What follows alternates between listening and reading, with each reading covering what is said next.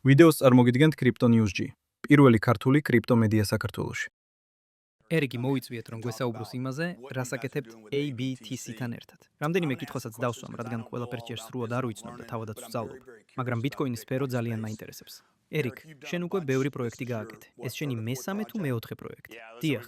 ჩვენ ბიტკოინის სივრცეში შევედით იმ დროიდან, როცა ბანკებმა რანგარიშები დაგვიბლოკეს. შენ და მე ბევრჯერ ვილაპარაკია ბანკების იარაღად გამოყენებაზე. სწორედ ამის შემდეგ დავინტერესდით კრიპტოვალუტით. მე პირადად ძალიან მიყვარს ბიტკოინი.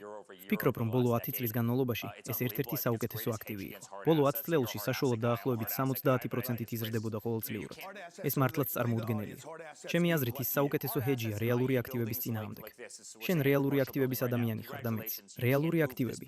აუდიტორიას აუხსენი, შავსენი. შენთვის რას ნიშნავს რეალური აქტივი? რეალური აქტივებია მაგალითად შენობები, როგორიც ეს არის. ჩვენ ახლა კომერციულ შენობაში ვზივართ. გილოცავ, ამ შენობას ვერ გადაადგილებ. ვერ აიღებ და ლონდონში ვერ გადაიტან. ეს შენობა შეიძლება ტორნადომ დააზიანოს. ქარიშხალმა დაარტყას.